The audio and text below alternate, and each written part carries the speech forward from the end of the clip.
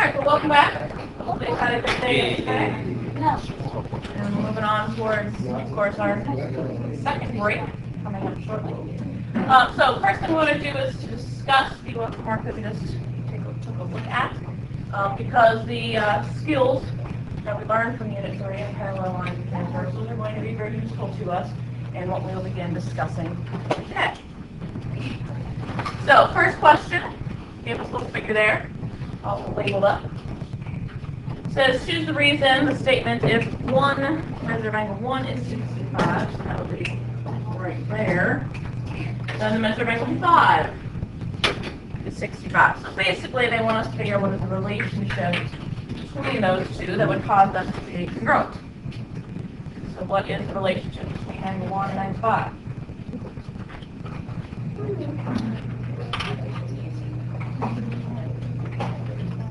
Is it corresponding? Is it corresponding? Is that what you're going to say? It is corresponding. So number 1 should be question. Both are in the northwest corner of the intersection. So find our corresponding angles. Number 2, same picture. Ladies, let's stop talking.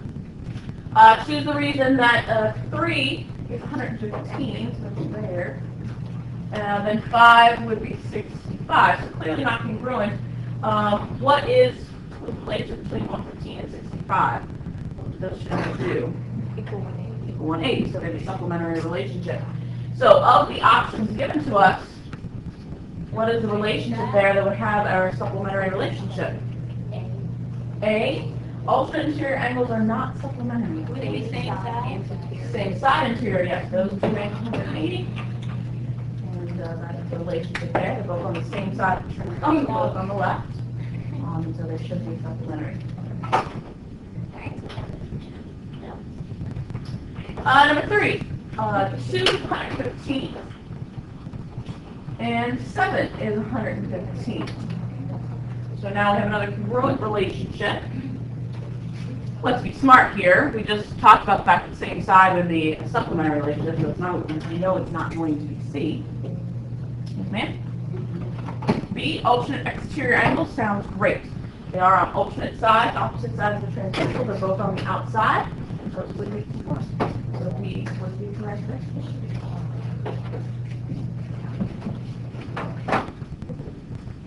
Number 4. If 6 is 115, I thought 6 there, then they want to know what would be the measure of 3. So in this case, first of all, we need to identify what that relationship is. So then we can know whether it's congruent or supplementary and figure out what that angle measure would be. So what would be the relationship between 3 and 6? Yeah, vertical. They are not vertical because they're not in the same intersection. Vertical would be something like 6 and 7. Alternate interior. Yeah, opposite sides of the transversal. They're both on the inside of the parallel line, so they are alternate interior. What is the relationship between alternate interior angles? They're not equal to each other. Are they congruent or are they 180? They're 180. No, they're congruent. They are congruent. So, if 6 is 115, what must 3 be?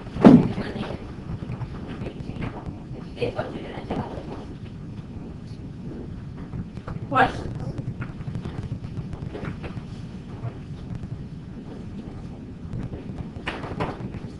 Alright, number 5, got a new situation here.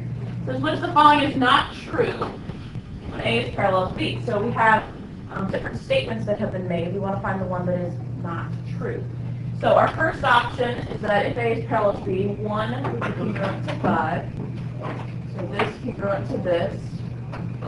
And 4 congruent to 8. Both of those angles, pairs, have the same relationship. And what is that relationship? What is that relationship? 1 is 1 to 5 and 4 to 8. Corresponding. So corresponding angles have congruent measures. Yes, they are. So that would be true. That's not going to answer our question because we want the one that is not true. So our next option here is that 2 would be congruent to 6. What is the relationship between 2 and 6? Corresponding. Should they be congruent to each other? Yes, if it's parallel, they should be congruent to each other. So that, again, is not going to answer our question. What line is not? So next up, letter C. It said 1 plus 5 equals 180. 1 plus 5 equals 180. What is the relationship between 1 and 5? Corresponding, and they should be congruent. So should they equal 180? No. So this would be the choice that would be correct for this question, because it is the one that is not true if those two lines A and B are parallel. 4 and 6 would be equal to 180 because they're same side interior, and 4 would be congruent to 8.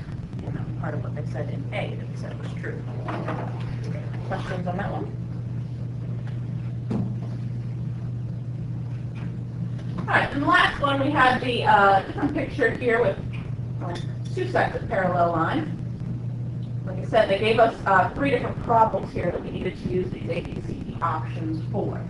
So our choices, of course, are A is greater than B. Then we can say that B is greater than A. They're equal. Or the relationship cannot be determined. We have those options. The first one says 2 and 8. If we look at our picture here, make it a little bigger. We have 2 and 8. Do we know what kind of relationship 2 and 8 are going to have? Well, initially I would say no, because they're on 2 different transversals, 2 different sets of parallel lines.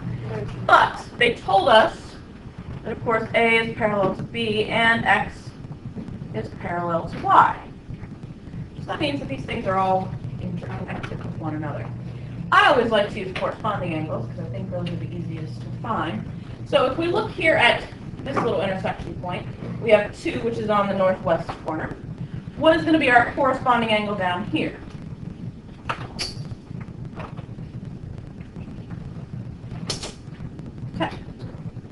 So 10 corresponds to 2. And then if we look from here to here, what is the relationship between 10 and 8?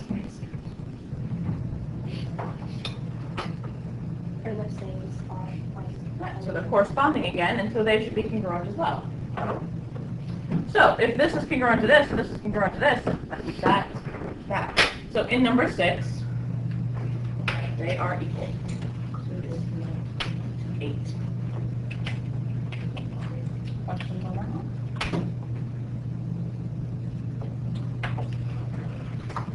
All right, number 7, we're adding up some stuff. So 7, we are putting together 10 and 6 for column A. So that would be this set of same side interior angles. So what should 10 plus 6 equal? What should they equal?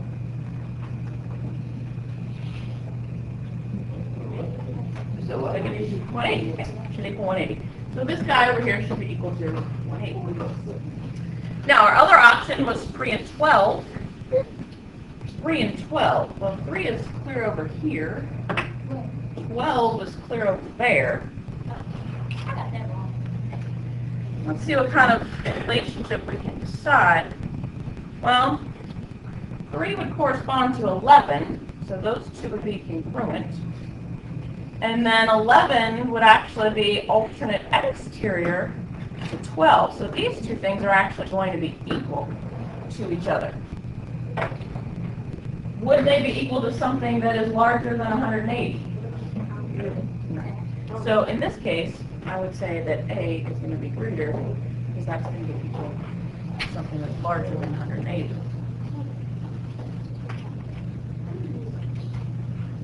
Last but not least, we have 4 and 14. 4 is right here. 14 is down here. So let's see. We have a corresponding angle here. And then we have a corresponding angle there. And, they did give us an angle measure. This one is 120, what must 4 be? 60. That means that thing's 60. Which means that that thing's 60. So if this guy's 60, what must 14 be? 120. I heard somebody whisper it over there in the corner. So we have the choices. 4 is 60. 14 is 120. So what is our proper relationship there?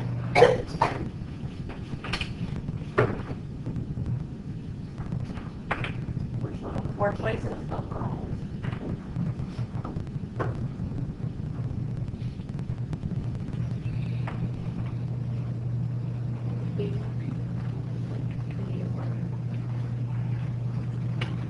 Questions?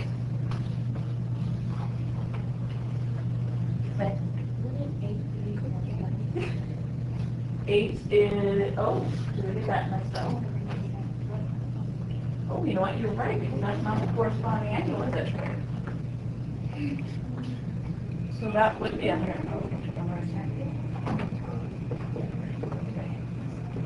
That would be 120. Which means the back out would be 60. Oh, which means they're equal to each other. Thank you for noticing that. I'm glad that you and that. Any other questions?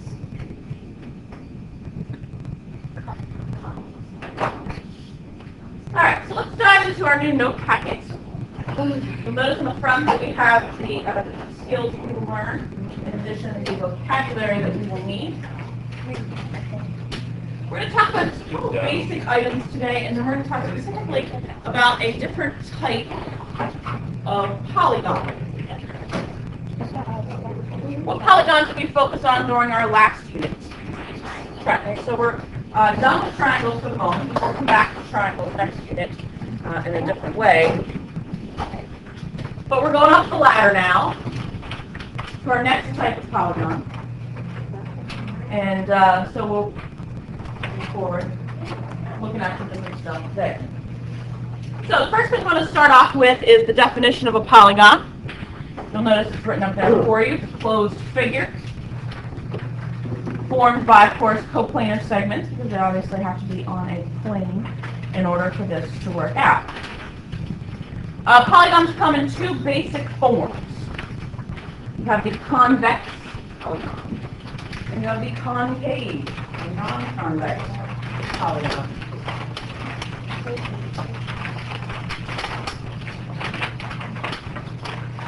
Now, the definition of convex and concave is a little awkward. And you see what we have here is a polygon such that no line containing the side of the polygon contains a point on the interior of the polygon. What does that mean? Well, sounds weird. If we compare it to concave, this polygon such a line containing the side of the polygon is a point on the interior of the polygon. The basic idea here is that if it is concave, it is quote-unquote caved in. Right? If it is convex, then it does not have that caving in sort of effect. So an example of a convex polygon would be something like that. Versus a concave, it might be something like that. So you can see how in the concave, the top of it, if you will, has caved in. And so that point, that is the intersection right here of those 2 segments, is on the inside of the actual polygon. Whereas over here, nothing is on the inside. They're all outside of where the polygon actually is. So anything that kind of has a spot where it goes back in is something that is concave. Something that is convex, of course, could have multiple sides, but they're all kind of pushed out.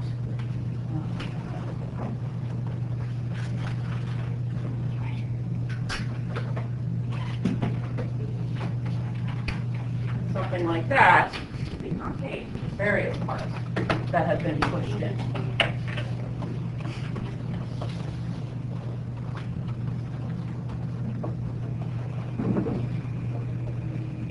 Questions?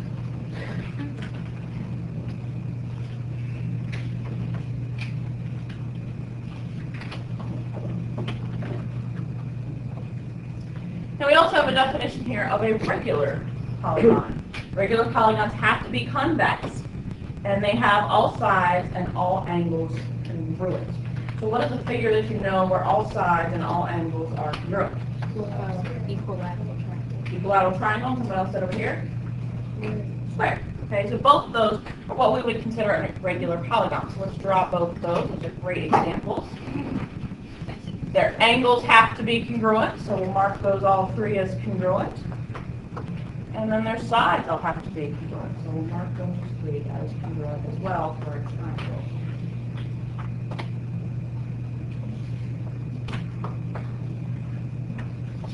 Now someone also said a square. And on a square, all of our sides are congruent. What do all of the angles equal on a square? 90. So you can mark those as congruent with a little switch if you want, or you can mark them as right angles. That's completely up to you. And in a square, you want all right angles and all congruent.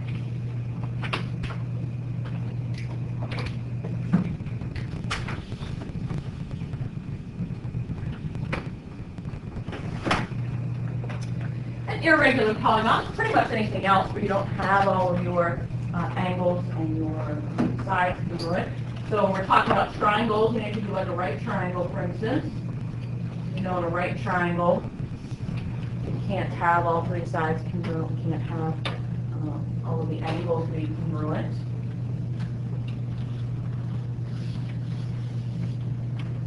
You can even have other quadrilaterals that aren't obviously squares. For instance, even just your basic rectangle is considered irregular. Yes, it may still have your 90-degree angles, but this side is congruent to that side while the top and the bottom are congruent to each other. So it is not a regular polygon because they aren't all equal.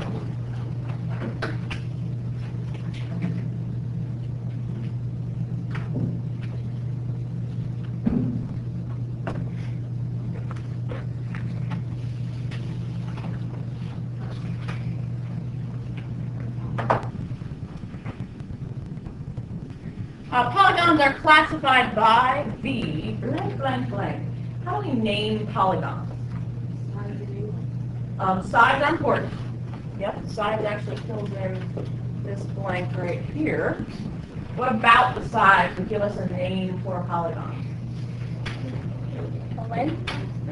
Number of sides. Number of sides. There we go. Because of course, we have three sides, we call it a triangle. Four sides, we do a different name. 10 sides, we give it a different name. So, take a moment, see how many of these you can fill in. What do we call a three-sided figure? Put it on in there. See if you know any of the other ones. Well, a six-sided figure. You know that one? Fill it in. Yeah, I'm not paying next one. Oh, there's the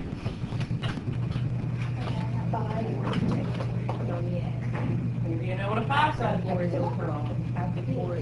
Hex one and hex two.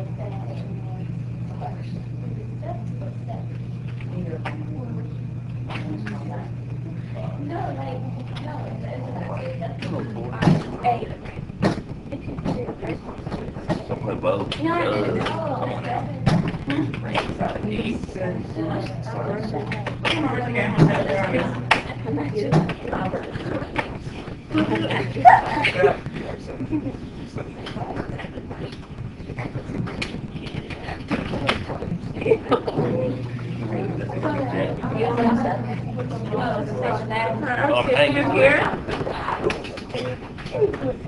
What's that?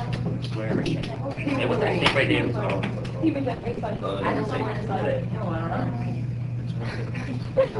Sorry, dude. Now, I see a few things that are correct. I see one thing that y'all are missing. And what's sad about it is that we talked about it before. Okay, we all said that this was a triangle. I think we all probably got that one. Super triggered. That was a good one. The people who knew it also got this one right. Number 5. That's a pentagon. Oh! I didn't even get that. Okay, a couple people might have spelled it wrong, but they had the right idea. Pentagon. Isn't it 6 like hexagon? 6 is hexagon. You are correct. I keep getting hexagon. The other one that I saw that people had was 8. Octagon. 7 is hexagon. It's probably different now. Anybody know any of the others? 9. 10's a decagon. 10 is a decagon. Correct. Okay. I see.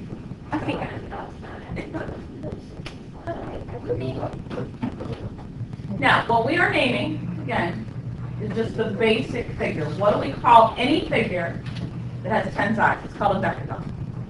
Now, it could be a regular decagon where all 10 sides are equal, all 10 angles are equal. Or it could be irregular decagon where you have this all around 10.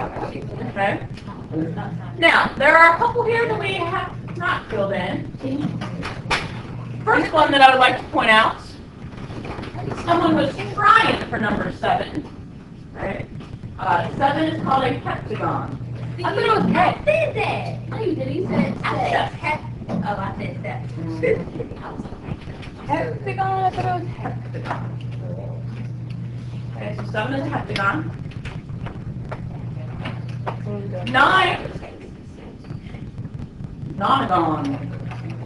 I've never heard of that. Nonagon. 12 actually is my favorite name. It's called a dodecagon.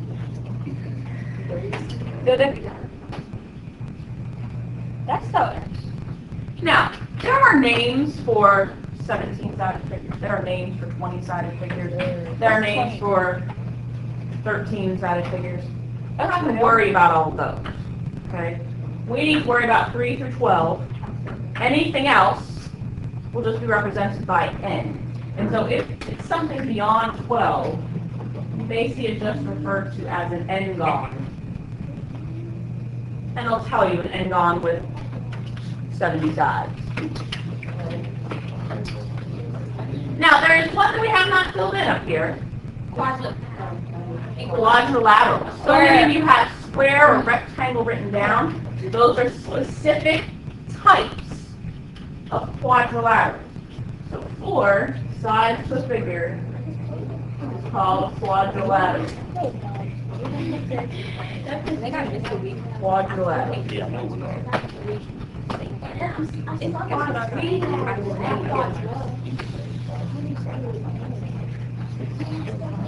Question. 11 has a name, but again, nobody really calls it by its name. Alright, so we have our names. Great. So we'll practice over here. So they want us to determine if the polygon is convex or non-convex. So take a moment, just write convex or you just write non if you want. Based on our pictures that we've talked about, which one of these are convex? Which ones of them are not?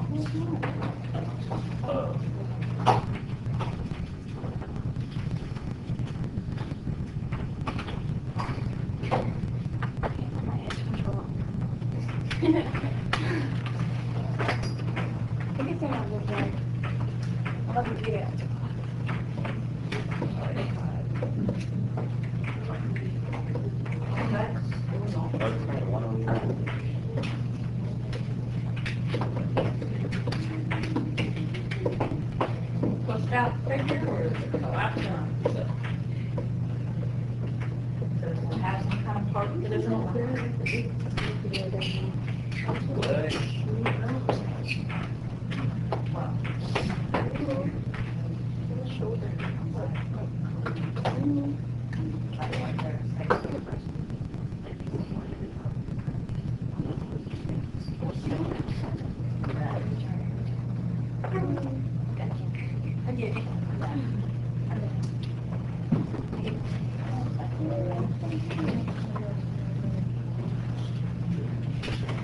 Okay, so what do you think about number 1? It's convex. Yeah, it's a convex. That works because all of our sides are pushed out. So that is a convex polygon. How about number 2? None. Yes, none. It's actually what we consider a complex polygon, but where that is not convex. How about 3? Another failure. Set back in and pushed in. 4? None. Because what does it have here? Waves. You know, curves. Yeah, curves on a polygon. No. 5? No. None. Because again, those sides come in.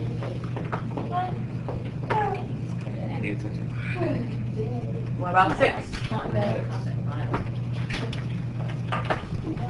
Basically, so complex one is an actual like. And that's the thing. It's really easy to figure out what they are when you see them, but it's fine. Any questions on this page? Now, as I mentioned, we are going to talk about a very specific type of polygon today. We will, as we continue through the unit, get other polygons. We'll get to things about pentagons and heptagons and all that kind of stuff. But today we're going to focus very specifically on the parallelogram. Okay? Parallelogram is a type of quadrilateral, so we are going up the rank from triangles up to quadrilateral. And we're going to talk very specifically about parallelograms today. So, we will flip over to page 11.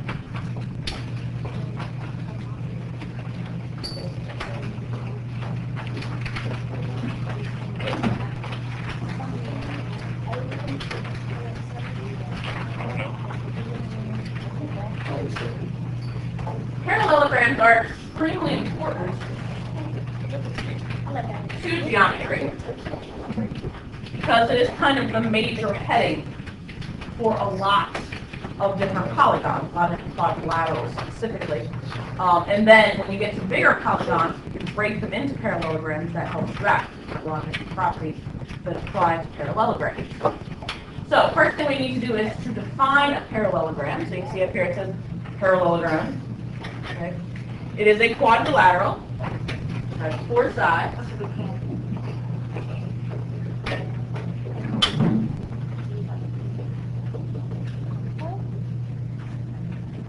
And as you can imagine, with a name like parallelogram, there has to be parallel stuff in it.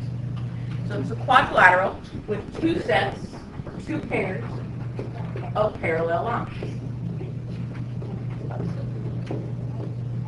And you can see those in the picture.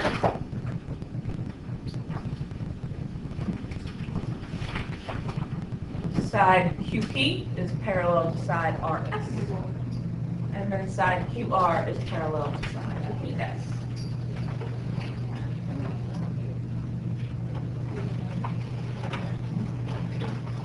Now, parallelogram is obviously a pretty large word.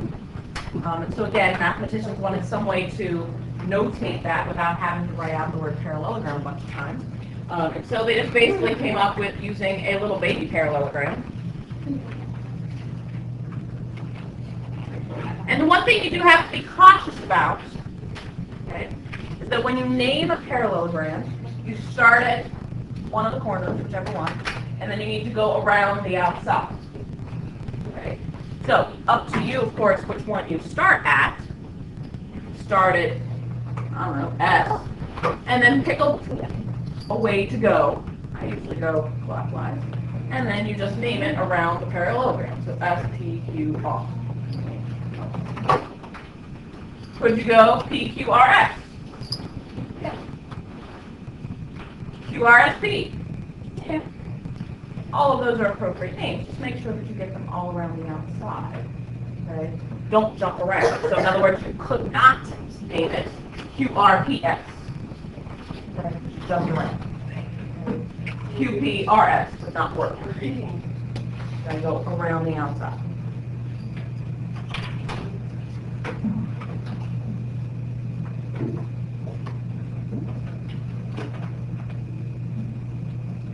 Now, because we have these parallel lines going on, obviously That's our connection to our parallel line stuff that we've already talked about. If you look at the picture here, you just consider this is a parallel line and this is a parallel line. And then we have a little transversal going through here. That, of course, will set up some relationships between all of those angles. Specifically, these guys here. What is the relationship between this angle and this angle? Same side interior, and same side interior are what? Equal to each other, or equal to 180. We have when they're same side like that. Equal to 180. Okay? And so in the parallelogram, we'll just get rid of our parallel line. These are what we call consecutive angles. Okay, because they're one right after the other. And so our consecutive angle, we also call the same side interior as consecutive interior. In a parallelogram, the first property that we have is that consecutive angles are supplementary.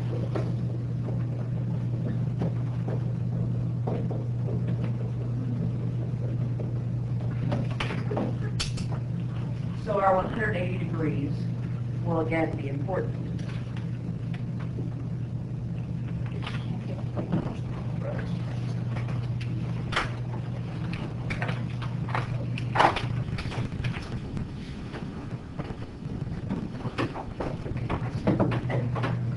Now, something else we already established in the definition, what is true of their sides?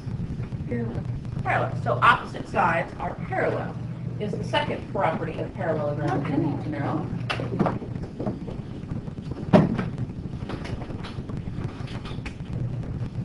Of course, there's two pairs of opposite sides. And those two pairs of opposite sides are parallel.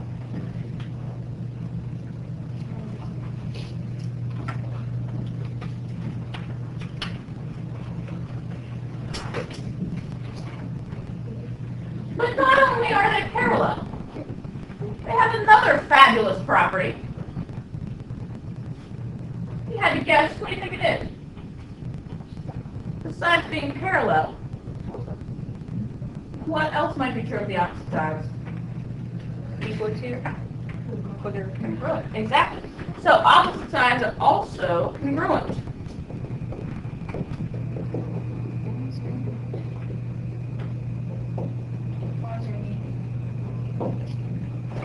Oh.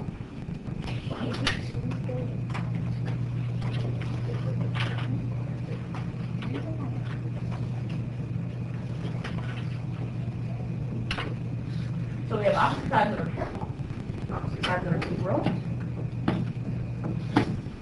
We talked about angles that are right after each other. What about opposite angles? If we go across our parallelogram. When you take a look at it, to look at angle P and angle R, what do you think their relationship is? What do they look like to each other? They are also congruent.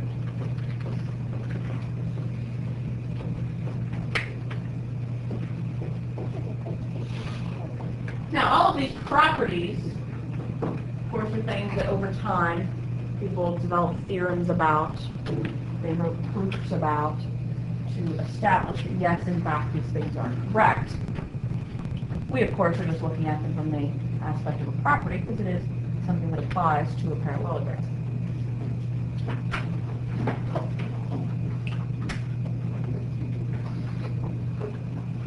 Now, last thing, last property parallelogram we want to talk about actually has to deal with its diagonals. Where are the diagonals in a thing? In a parallelogram specifically. How do you make a diagonal? So if I were going to make a diagonal in this parallelogram, where would I draw a line between?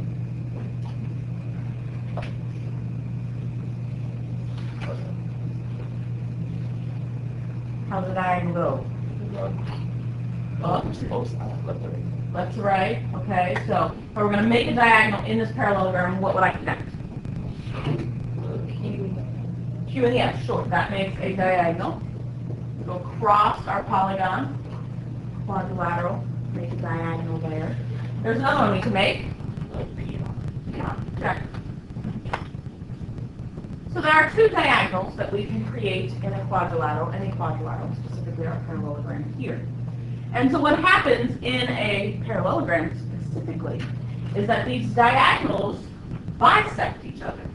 So it means that when you create the two diagonals, this part is actually congruent to that part. That part. And that part is congruent to that part. Now notice, did I mark this the same as I marked that? No. Is this thing the same length as that thing? No. Okay? But both are cut in half. Okay? So they're not necessarily equal to one another, but on this one they're cut in half, and on this one they're cut in half. So the last property is that diagonals bisect each other.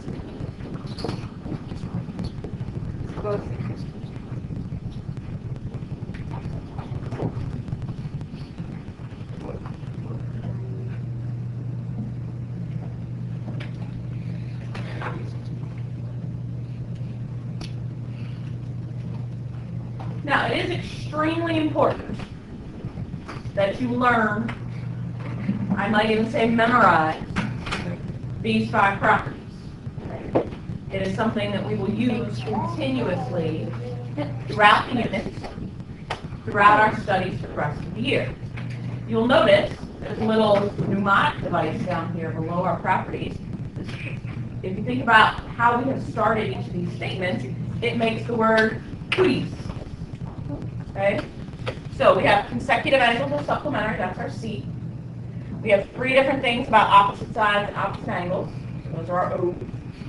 And then D for diagonals. So you may want to put them on flashcards and start going over them. Because these are extremely important. You have to know these. Okay? Because it helps us find missing parts. Questions? Alright, so what I need you to do is to find in your workbook come back to the note thing here in a few minutes. You may want to leave it open so you have your properties there. Page 152 in the workbook. Wow. I never seen that. I heard that. Did we get extra credit for not using that for let's turn those in.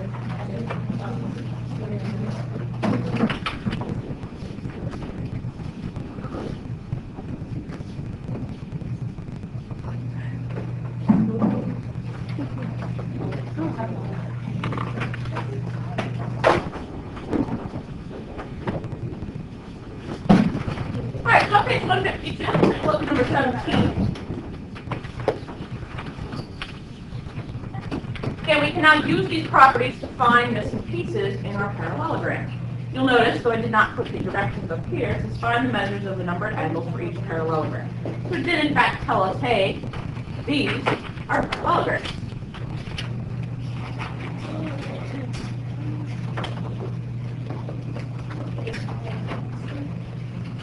So take a look at number 17. They gave us one measure in our parallelogram. Based on our different properties that we just talked about, could we find measure angle 1 or measure angle 2? 2. Okay, 2, and what do you think number 2 is? 75. And how do you know that? Okay, because opposite angles are congruent. And of course, 2 is opposite 75. So a measure of angle 2 is equal to 75 degrees. Pretty easy relationship to establish.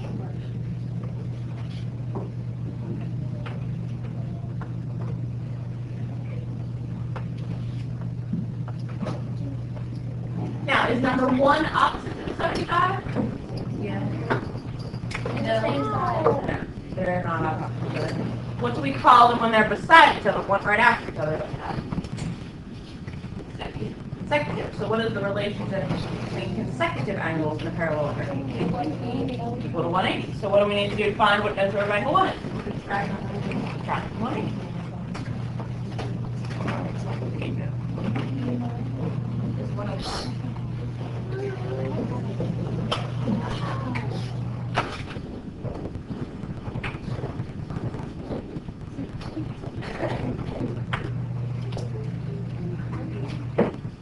That means that that missing one now, that number is 105. Correct. Questions? Yeah. All right, take a moment, try number 18. See if you can find those three missing angles.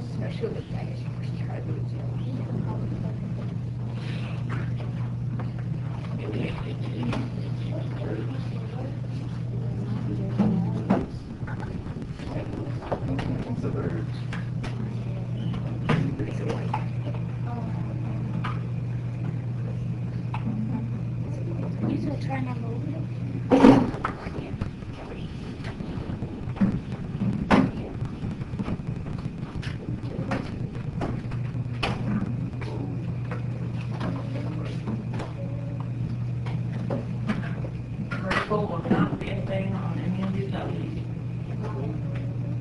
Well, on any of those values.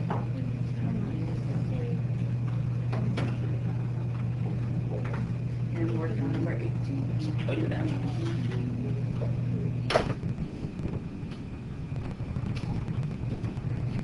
Oh.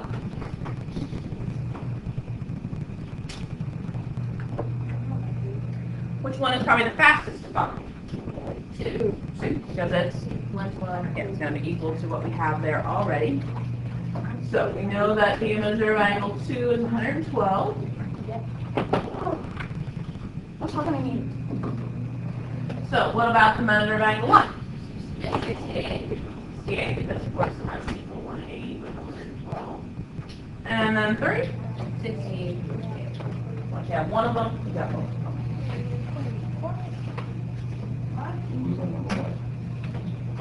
Questions? Alright, now of course things get a little more complicated when you notice that we have diagonals already into the parallelogram, because that then divides up your opposite angles. So you have to be a little more strategic about how you pick stuff. So let's talk about number 20 first, since it just has one diagonal in the picture. They told us that this guy over here is 60 degrees. And then they labeled 1 and 2, which are actually parts of the other angles we have. Now they also labeled for us that right here we have a 60-degree angle down here that is combined with this 2. Now keep in mind that the 2 and the 60 here make up the consecutive angle with this guy up here. So what is the relationship between the 60-degree and the big guy down here?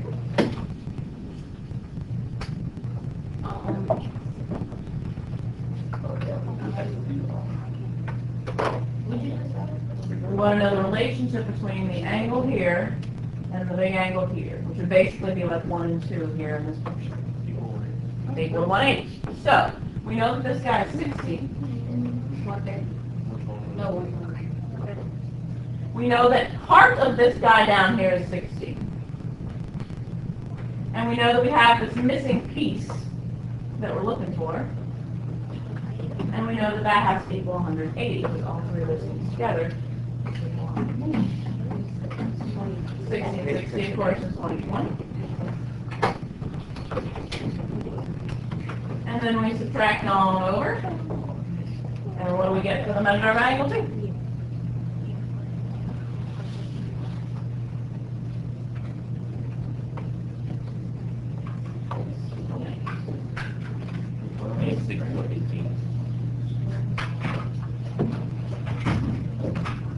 So that means in our picture that we also have a 60-degree angle.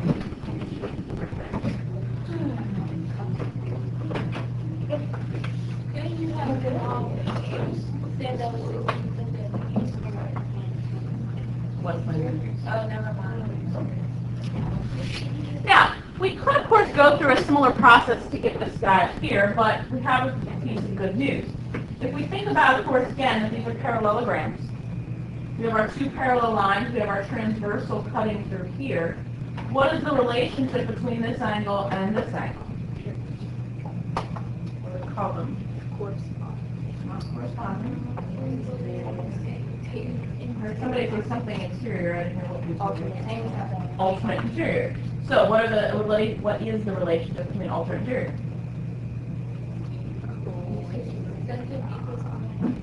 Alternate interior equal 180 or congruence? Okay, congruence. So if 2 is 60, what's 1?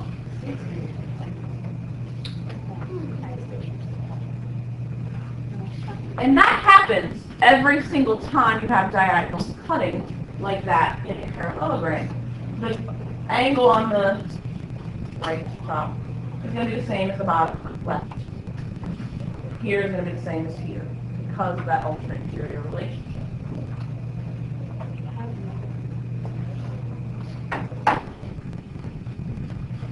Now, we of course can use our parallel line relationship, but we can also use triangles to help us out. If we look at number 19, obviously we have the two different sets of diagonals put in here, but they make 4 different triangles. We also, of course, have the diagonals intersecting in the center. And so I notice off the bat that if this guy's 78, what's this guy? 78. Because they are what? Vertical. Vertical. Now that's a situation where vertical is useful to us. So now I know in this triangle that I have a 48 and a 78, so what do I need to do to find my 3? Minus, add all that together and then minus 48. Exactly, just like we did so many times before. We add these two together, then subtract 180, and that will get my angle 3 for me. 54.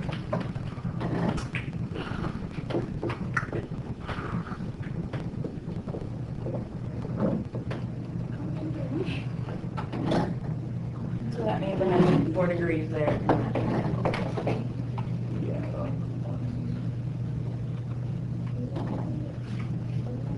Now, as I just mentioned a few moments ago, we have alternate interior angles that are established because this guy here is going to be the same as that guy over here.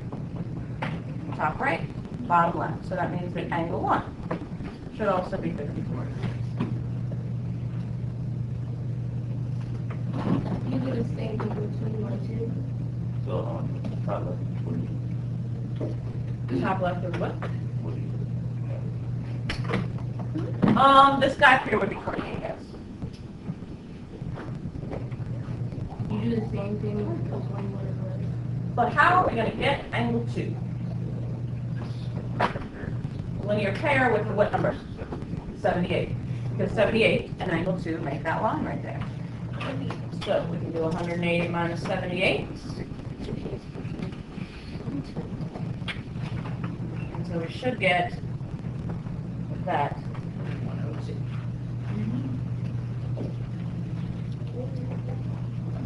Ladies, sit up. Scott, sit up.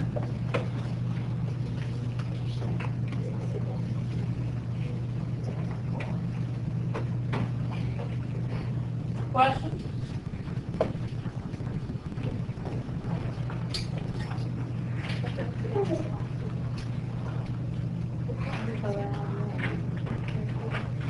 Alright, so let's go back to the note page.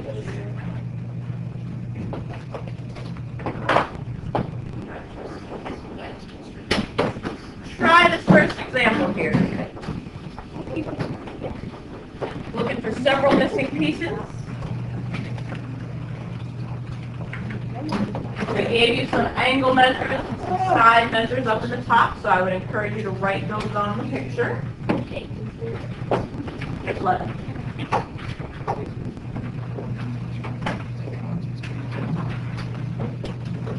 See what you can figure out there for example 1.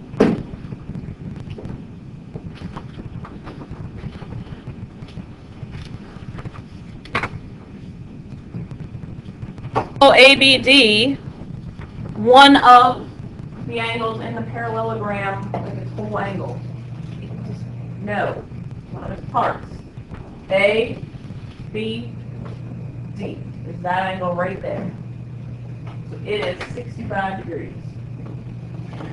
65 degrees. So that is just part.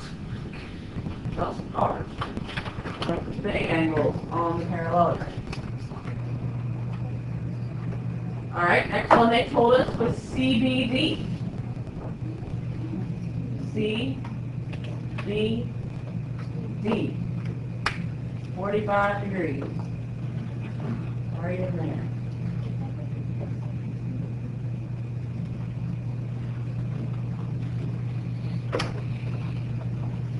Now they said AE. What does that mean that we're talking about there?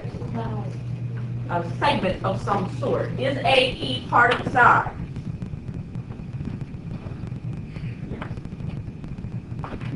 Is AE a side? No. AE is on the diagonal. AE is 5. That part from here to here is 5.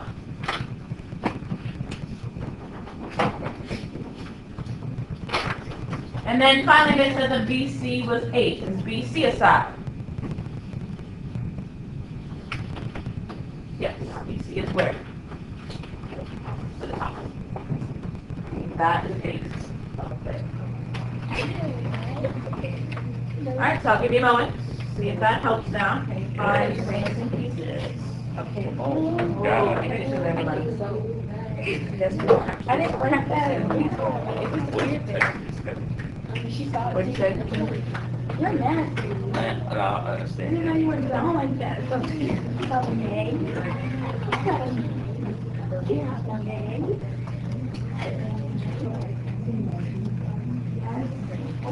So, let's take a look. Some of us have figured out some of the parts. Some of us have answers for all the parts. Some of us, well, things are still looking a little blank. That's not the way to be, because you got to try it to figure out if you know where these relationships are. So, we start off looking for AD. AD right here. Is AD a side or a part of the diagonal? Side. What do we know about the sides of the parallelogram? They're congruent. So, do we know the opposite sides measure? So, what does it measure?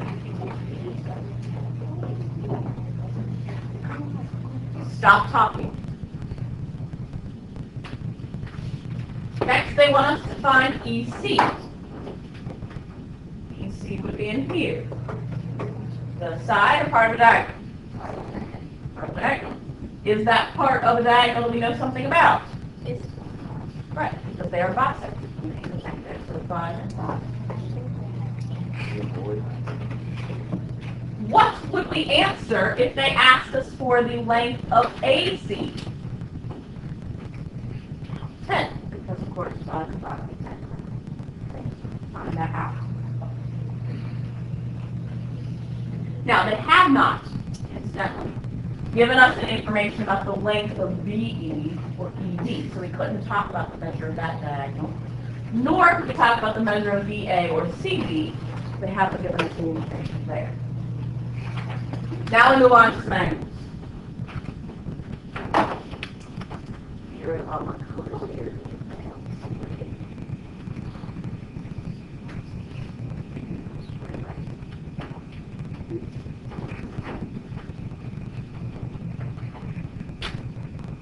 Now, the first angle that they would like us to find is ADC.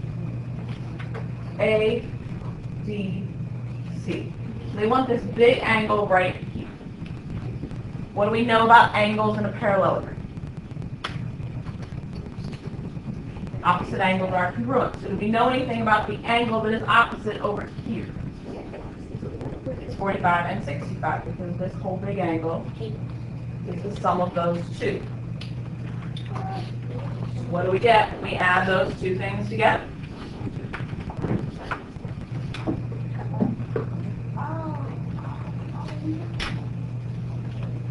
Questions?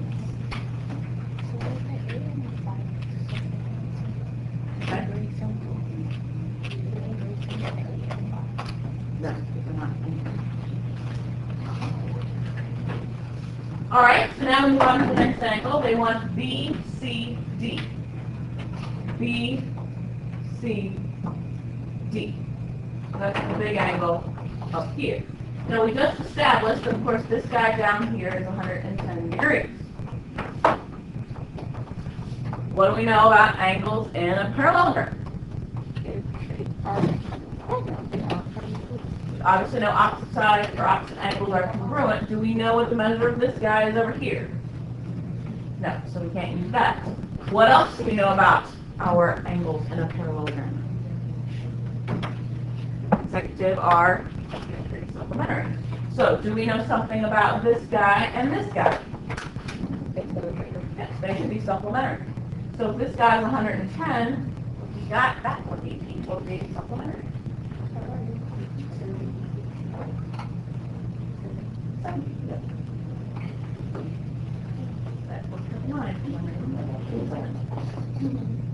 So 70 plus 110 equals 100.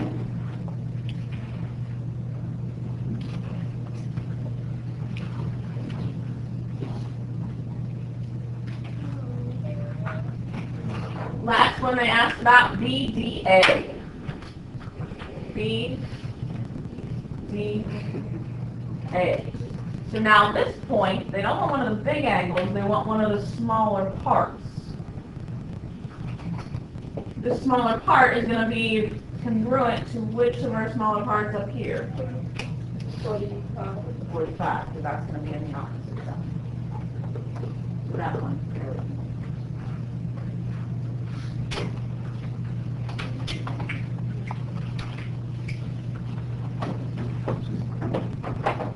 Now, this is probably the most complex of a figure that you could get.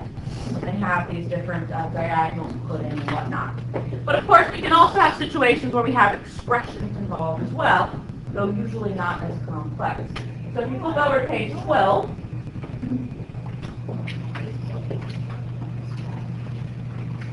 take a look at where we have some expressions going on.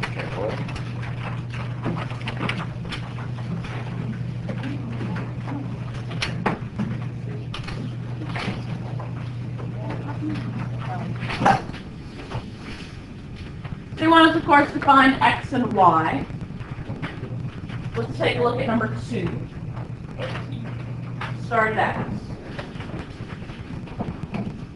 So our x's are labeled with this angle here and this angle down here. What is the relationship between that angle and that angle? Congruent, because they're opposite. So what do we need to do with those two expressions? Equal to each other. Perfect.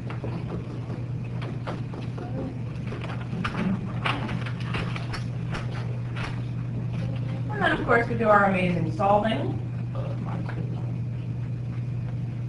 give you a moment to do your amazing solving.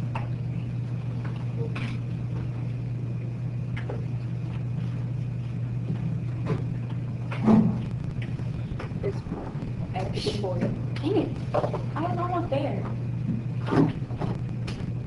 Exactly the answer. You don't get right with it. I know that. It looks like I see By that, because then it would be easier. Yep, it will. All right, so we got the x. It's 40. Now we got to find the y. What are the expressions for y labeling? They're labeling angles as well? They're labeling what? Sides. What do we know about opposite sides? They're equal to each other. So again, just set those two equal to each other. I'll give you a moment. Oh. Okay. Okay. All right, you have 4 minutes, so if you can make it there and back. What is the x equal 40 and whatever you get for y, it'll be for y. Oh, right, x equals 40, and we'll have a different name for y. We have these guys are labeling the sides, and looking up at opposite sides. So they set those two things equal to each other. Y equals 8.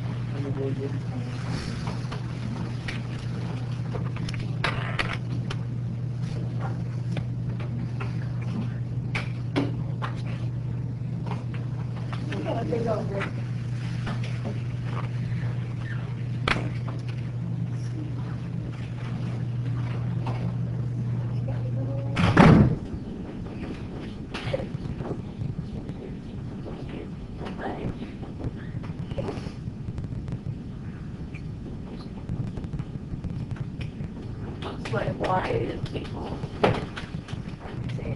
Question?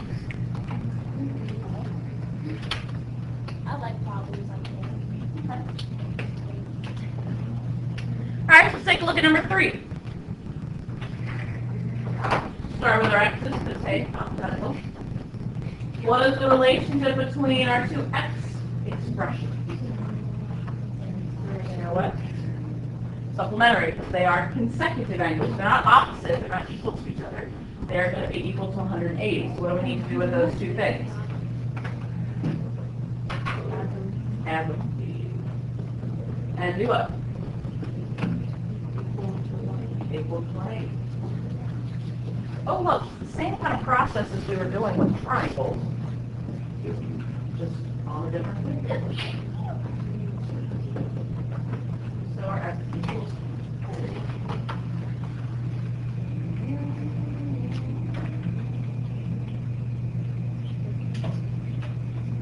Now, I notice as well, there's a y obviously on the picture, but there's only one expression that contains y. So I'm going to need to do perhaps a little finagling. What kind of relationship can I set up between our y expression and one of our x expressions? Would you put like the 30 into the 4 and then add it off into it? You could do that. There's another thing you can do. The relationship as she established between the 4x and the 3y minus 15 is equal to 180. What would be the relationship between the 3y minus 15 and the 2x? They're equal to each other because they're opposite, so they would be congruent. So it's up to you which relationship you want to use. It's probably a little easier to use the congruent one than using 7 equal to each other. So we do a little substitution.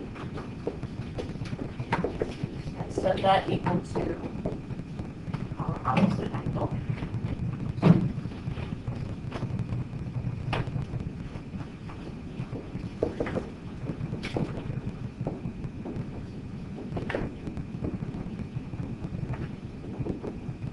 Should find y is 21.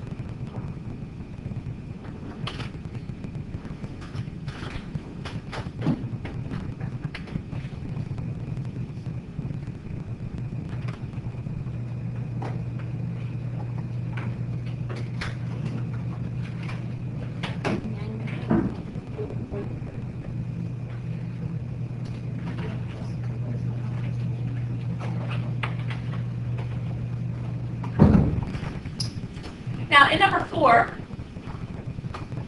the only thing we want to look at, of course, we do have two sides that are congruent for the y's.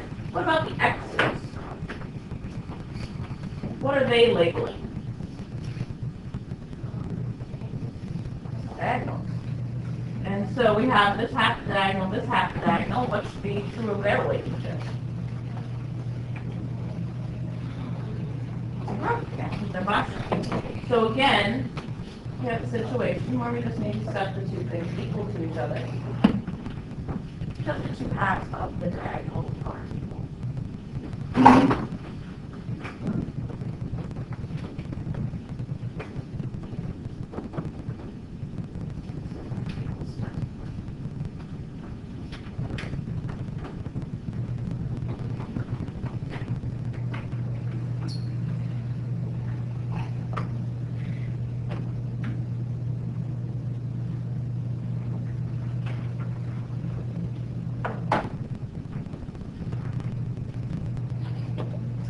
So your job is to complete numbers 4 and 5. Show that to me before you go today. Keep in mind that the homework is in the workbook, so you can either take the workbook, or I would recommend probably just pulling out page 1, get to 5, so that you can get those problems as well. So again, complete 4 and 5. Show those to me. Oh, and here?